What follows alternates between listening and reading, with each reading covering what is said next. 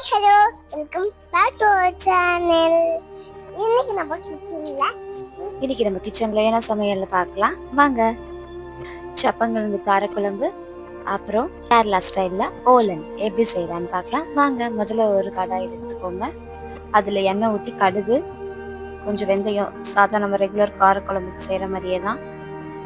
5-6 பல்லு பூண்டும் போட்டுக்கோங்க. போட்டு நல்லா வதக்கிட்டு கொஞ்சம் தக்காளி, வெங்காயம் ரிவர்ஸ் போட்டு எடுத்துருக்கேன். அது கூடயே 2 பச்சை மிளகாவும் போட்டு வதக்கிக்கோங்க.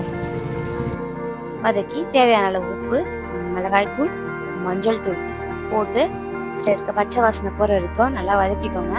அதுக்கப்புறமா ஒரு மிக்சி ஜாரில் அகைன் தக்காளி, வெங்காயம், கொஞ்சமாக தேங்காய் தண்ணி ஊற்றி நல்லா சாஃப்டாக அரைச்சி எடுத்துக்கோங்க. அரைச்சிட்டு பச்சை வாசனை போன வரைக்கும் அப்புறமா அதை எடுத்து ஊற்றிட்டு உங்களுக்கு தேவையான ஒரு தண்ணியை ஊற்றி நல்லா கொதிக்க விடுங்க. கொதிக்க விட்டுட்டு நீங்கள் கொதிச்சதுக்கு அப்புறமா புளி தண்ணி இருக்கு, ஸோ அதை கரைச்சி அதில் ஊற்றிக்கணும்.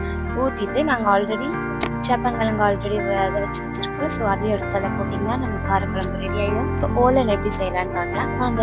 வெள்ளை பூசணிக்காய் காராமணி 2 விசில் எடுத்துக்கோங்க. அதில் 2 பச்சை மிளகாய் போட்டுட்டு நல்லா ஃபஸ்ட்டு தேங்காய் பால் எடுத்து அதில் ஊற்றிக்கோங்க. ஃபஸ்ட்டு எடுக்கிற தேங்காய் பால் தனியாக எடுத்து வச்சுக்கோங்க. தண்ணி நல்லா இந்த மாதிரி வற்றினதுக்கப்புறமா அந்த தேங்காய் பாலை ஊற்றி ஆஃப் பண்ணிட்டா நம்மளோட ஓலன் ரெடி ஆகிடும். இப்போ சர்வ் பண்ண போகலாமா வாங்க. சேப்பங்கிழங்கு காரக்குழம்பு, ஓலன், அப்பளம், அப்புறம் வாட்டர்மெலன் ஜூஸ், வாங்க சாப்பிடலாம்.